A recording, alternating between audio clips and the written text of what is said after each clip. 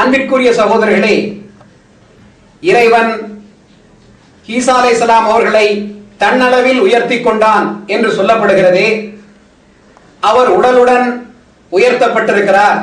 இன்றளவும் வானத்தில் வாழ்ந்து கொண்டிருக்கிறார்.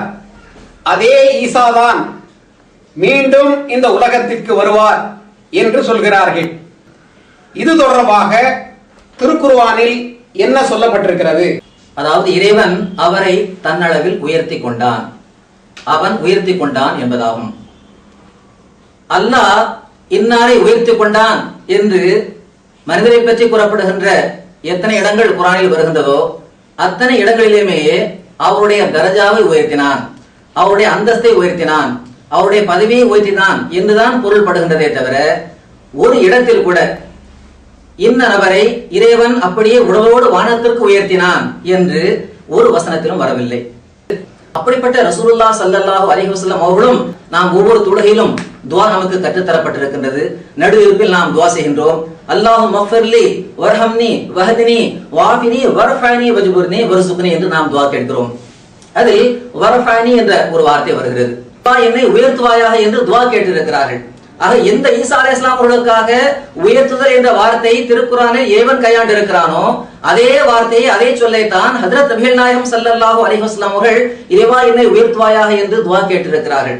உண்மையிலேயே ரஃபா என்பதற்கு உடலோடு உயர்த்துதல் என்பதுதான் என்றால் உடலோடு இறைவா என்னை தூக்குவாயாக, உடலோடு இறைவா என்னை உயர்த்துவாயாக என்ற இந்த அர்த்தத்தை ஒருபோதும் கொடுக்கவில்லை என்பதை நாம் தெரிந்து கொள்கின்றோம். அதில் ரசூல் ஸல்லல்லாஹு அலைஹி வஸல்லம் அவர்கள் கூறுகிறார்கள், அதாவது அல்லாஹ்வுக்கு முன்னால் ஒருவர் அடிபணிகிறார் என்றால், பணிகிறார் என்றால் நிச்சயமாக அல்லாஹ் அவரை உயர்த்துகின்றான்.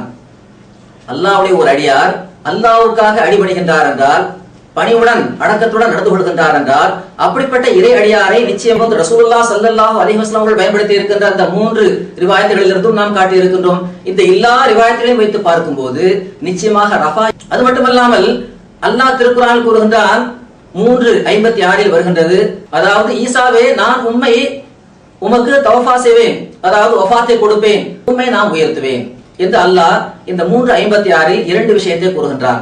அதாவது நான் உமக்கு வஃபாத்தை கொடுப்பேன், பிறகு உம்மை உயர்த்துவேன். இந்த 2 விஷயத்திலும் இறைவன் வஃபாத்தை பற்றி முன்னால் கூறியிருக்கிறான். உமக்கு நான் வஃபாத்தை கொடுப்பேன், அதற்கு பிறகு நான் உயர்த்துவேன்.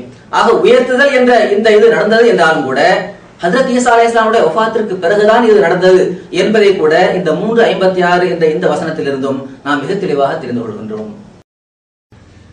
அன்பிற்குரிய சகோதரர்களே, இறைவன் ஈசா அலைஹிஸ்ஸலாம் அவர்களை தன்னளவில்